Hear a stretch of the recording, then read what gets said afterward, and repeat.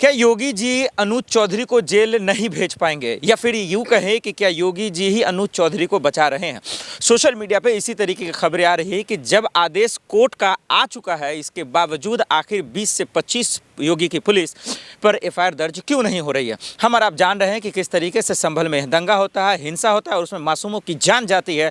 लेकिन जो मेन आरोपी है, जो मुख्य आरोपी है, जब उस पर डंडा चलता है कोर्ट का, उसके बावजूद ये खामोशी, ये सन्नाटा कहीं ना कहीं चुभ रहा है उन हिंदुस्तान वासियों को जो संविधान और लोकतंत्र को मानते हैं। अपेक्षा जी मेरे साथ मौजूद है। बड़ा सवाल है कि आखिर कोर्ट के आदेश आने के बावजूद योगी जी भी खामोश, उनकी पुलिस भी खामोश, और उनके एसएसपी साहब कह रहे हैं कि भाई हम बड़े अदालत में जाएंगे और इनको डिफेंड करेंगे।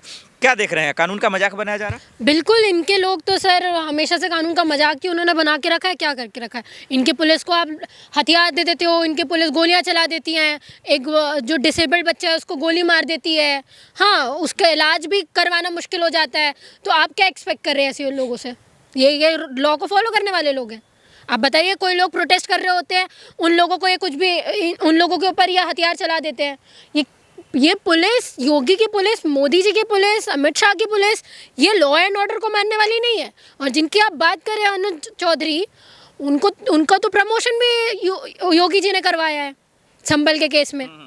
तो आप सोचिए, इनके ऊपर तो गॉडफादर बैठे ही है ना, बचाने के लिए तो पापा हैं ऊपर इनके। तो आप कह रहे हैं कि अनुज चौधरी को योगी जी बचा रहे हैं? बिल्कुल बचा रहे हैं। और किन की बात कर रहे हैं? जब आप एक बात बताइए, क्या जब लॉ एंड ऑर्डर है, आपको बंदूक दी गई है, बिल्कुल एक टेररिस्ट के ऊपर चलाने के लिए दी गई, आतंकवादी लोगों के ऊपर चलाने के लिए दी गई है, वो भी आपको एज पर लॉ, मैं आपको एक चीज़ बता दूं, आप मारेंगे तो पैर पे गोली मारेंगे, क्यों? मरना नहीं चाहिए। एक एक गोली का आपको ऊपर देना पड़ता है एविडेंस कि आपने कहाँ यूज़ की, कहाँ चलाई है, क्या है।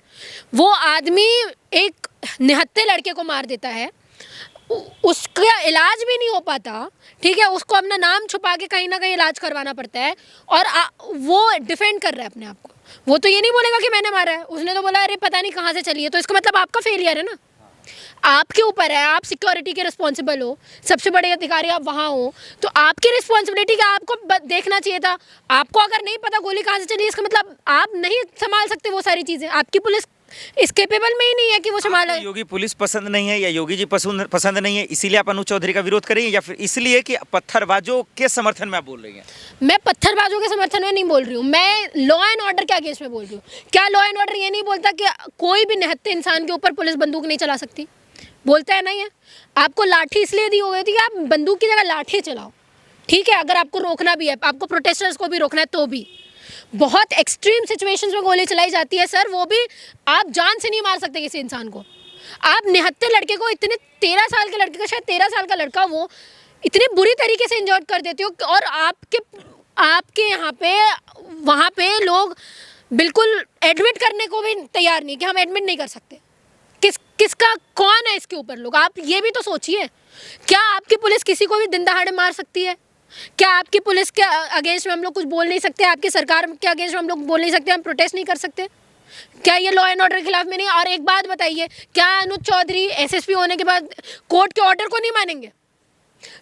एक जज ज़्यादा बड़ा होता है कि एक एसएसपी ज़्यादा बड़ा होता है? आप मुझे बताइए। नहीं, अनुज चौधरी को लेकर अगर सवाल करें तो अनुज चौधरी का ये कहना कि मेरी भी तो जान है, मेरा भी तो परिवार है, मेरा भी तो जीने का हक है, हम पे जो हमले हो रहे हैं वो कौन बचाएगा? आप बता दीजिए कोई भी एक ऐसा कोई भी वीडियो अगर आपको मिल जाए कि कोई भी पुलिस वाला इंजर्ड हुआ हो।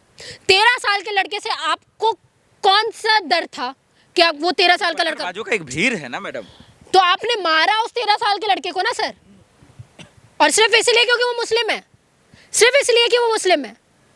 आप क्या जस्टिफिकेशन दे रहे हो इस चीज़ का कि कोई भी अरे आप थोड़ा सोचो समझो किसी चीज़ को, आप जो बोल रहे हो और जो रेफरेंस दे रहे हो वो भी तो समझो। नहीं, लेकिन वही योगी पुलिस है ना जिससे आरोपी थर थर कांप रहे हैं, माफिया कांप रहे हैं, बलात्कारी। इन्होंने गुंडों को पुलिस की खाकी की वर्दी के अंदर घुसाया हुआ है, इसलिए इनके क्रिमिनल्स गायब हो रहे हैं, क्योंकि पोजीशन दे दी है। किसी को पुलिस में डाल दिया, किसी को मिनिस्टर बना दिया, किसी को विधायक बना दिया, तो कहीं क्रिमिनल्स बचे नहीं है, क्योंकि सब इन्हीं की पार्टी में, इन्हीं के पुलिस वाले हैं। मेरठ कांड में जेल गया ना भाई, अरे सर जेल गया ना। आप मुझे बताइए, जेल जाना और रियल जस्टिस देना कितना फर्क होता है, और उसके बाद छोड़ देना। मतलब नहीं है कि मेरठ कांड हुआ जिसमें उनकी मां को उठा लिया गया, रूबी का जो आरोपी है वो जेल गया, तो मतलब वो इंसाफ नहीं है, ये आप कह रही है? एक आदमी को मारना, एक औरत या कोई भी इंसान को मारना, कम से कम 14 साल की जेल, कम से कम, ठीक है। या तो या लोग क्या बोलते हैं, मैं एक मर्डर करूंगा तो भी जेल में जाऊंगा, 2 करूंगा तो भी जेल में जाऊंगा, फांसी की सज़ा मुझे वैसे भी होनी है। इसका मतलब क्या है, फांसी की सज़ा होनी चाहिए कि नहीं? कम से कम फांसी की सज़ा होनी चाहिए। डिसाइड करेगा ना, ये योगी पुलिस को थोड़ी बोलना, उनका काम जेल पकड़कर जेल में डाल देना, कोर्ट में पेश करना। इनका कोर्ट भी कौन सा इनका काम में करता है सर? यही तो समस्या, आप लोग को हर चीज से दिक्कत है, कोर्ट से दिक्कत है, मोदी जी से दिक्कत है, अमित शाह जी से अच्छा दिक्कत मुझे एक बात बताइए, हर आप चीज़ से नहीं, आप बिल्कुल सही, आपने बोला कि रेप के केस में उनको अंदर डाल दिया गया। रेप के केस में हमने वो भी यहाँ का दिल्ली का हमने वो निर्भया केस भी देखा था कि उनको लोगों को टांग दिया जाता है, ये पता है आपको। अब फिर आप बोलोगे 8 साल लग गए, मान लिया मैंने 8 साल भी लग गए। आपके ही लोग जो रेप करते हैं, आसाराम हो जाए, राम रहीम हो जाए, कितने भी बड़े कुलदीप सिंह सेंगर हो जाए, उनके साथ में क्या होता है, 16-16 बार पैरोल जेल के अंदर। जिसको छोड़ने के लिए आप ही बोल रहे हैं ना, जिसको छोड़ने के लिए सेंट्रल से लेके यूपी की गवर्नमेंट तक जुट जाती है कि कुलदीप सिंह सेंगर को बाहर है सिर्फ इसलिए कि वो एक्स एमएलए रह चुका है आपकी पार्टी से। तो क्या ये लॉ एक बराबर है? आप मुझे बता दीजिए, लॉ एक बराबर है क्या सबके लिए? आप मुझे बताइए। नहीं, बराबर तो है ही है। अगर वो मान लीजिए बेल दिया तो सुप्रीम कोर्ट ने फिर रद्द किया ना जी। तो सुप्रीम कोर्ट रेपिस्ट लोगों को बाहर पैरोल में कितनी बार छोड़ सकती है? आप मुझे बताइए ना। 6-6 महीने लोग बाहर रह रहे हैं, इनके आसाराम बापू, इनके राम रहीम 6-6 महीने तक बाहर है, 16-16 बार से ज्यादा उनको पैरोल में बाहर छोड़ दिया जाता है। तो ये डिस्टिंग्विश है कि नहीं कि कुछ लोगों को आप फांसी में चढ़ा देते हो और कुछ लोगों को आप छोड़ देते हो? ये डिफरेंस है कि नहीं? अंकिता भंडारी के केस में क्या हो रहा है, आप मुझे बताइए, बताइए।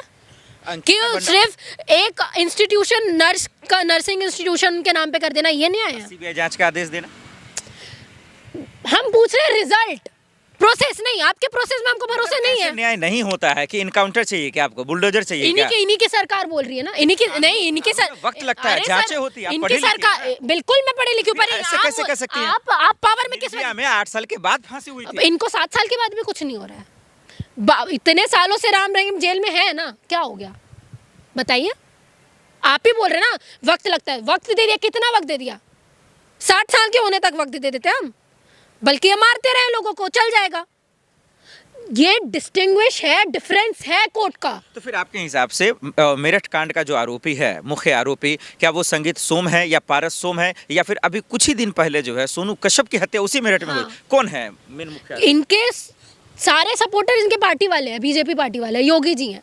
सीधी बात है, दिन दहाड़े एक आदमी को जला देना, आप सोचिए, सिर्फ वो नीची जाति का है इसलिए, क्या ये न्याय है? इसके लिए क्या कर रही है उनकी पुलिस, बताइए आप। योगी जी क्या कर रहे हैं?